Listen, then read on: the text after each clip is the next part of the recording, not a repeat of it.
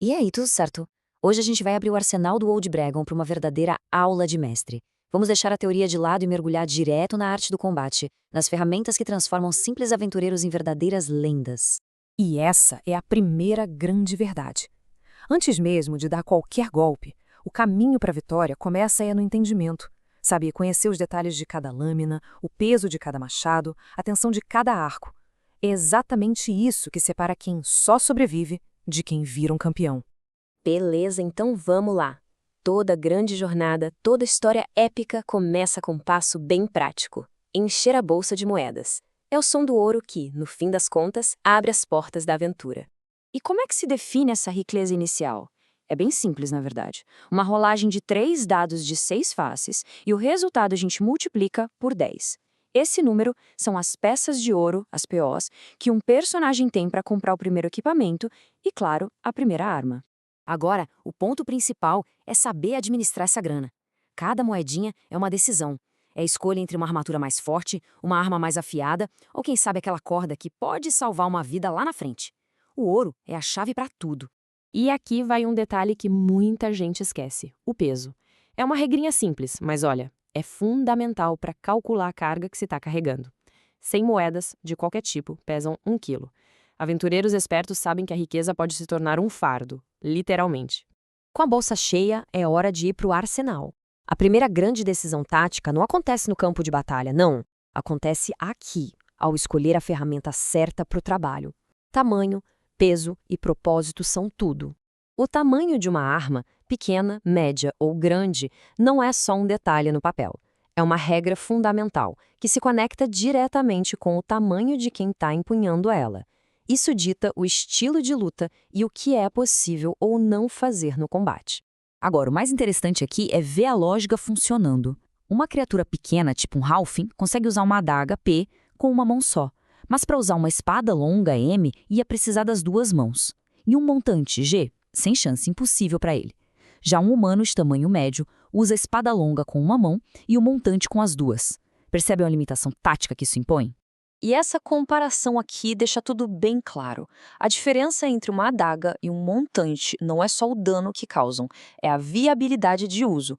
A escolha da arma define se um personagem pode usar um escudo, se vai precisar de mais espaço para manobrar, define a estratégia inteira. E além do tamanho, tem a natureza do dano. Uma lâmina corta, uma lança perfura e um martelo esmaga. Parece óbvio, né? Mas contra um esqueleto que é resistente à perfuração, um martelo de impacto vira a arma perfeita. A escolha certa é aquela que explora a fraqueza do inimigo. Bom, escolher a arma é o primeiro passo, mas é dominar ela no combate corpo a corpo que cria as lendas. Agora, vamos falar de como transformar um ataque comum no momento épico. A resposta está num único conceito: um momento de sorte e habilidade que pode sozinho virar o jogo em qualquer batalha. O famoso acerto crítico. Um crítico tem 2 partes. Primeiro, a margem, que é o número que precisa sair no dado. Para a maioria das armas é um 20 natural, mas algumas, como a cimitarra, aumentam essa chance. E segundo, o multiplicador, que define o quão brutal vai ser o dano. Um multiplicador x4, como o de uma picareta, nossa, é simplesmente devastador. E aqui que a estratégia fica mais profunda.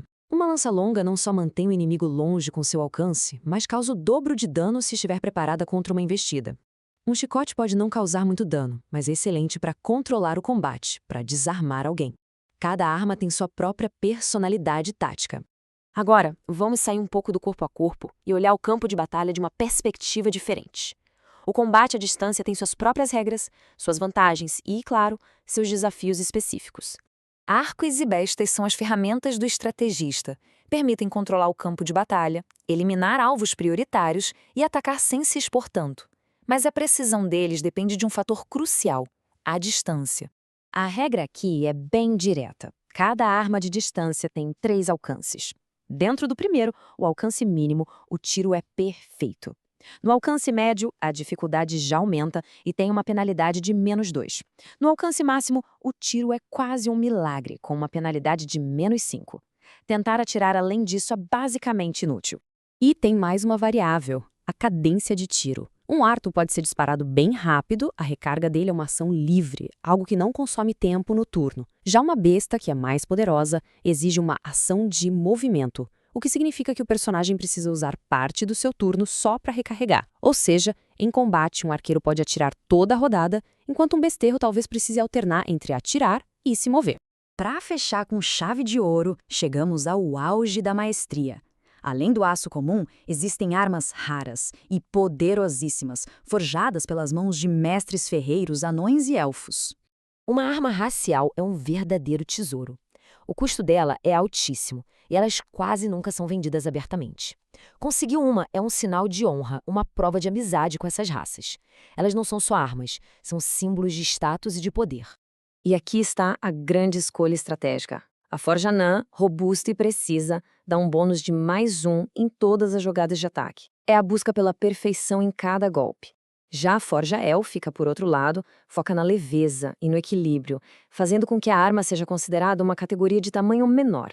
E isso muda completamente o jogo. Lembra daquelas regras de tamanho? Pois é, uma arma élfica quebra essas regras. Um montante, que é uma arma grande, passa a ser considerado médio. De repente, um halfling consegue empunhar uma arma que antes era impossível para ele. Um guerreiro humano pode usar esse mesmo montante com uma mão só, liberando a outra para usar um escudo.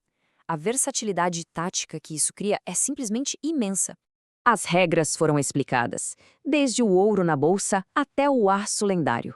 O tamanho, o peso e a origem de uma arma definem a estratégia de um herói. A questão agora não é mais sobre as regras, mas sobre como usá-las. As ferramentas estão aí, na mesa. A Forja de Lendas, bem, ela começa agora.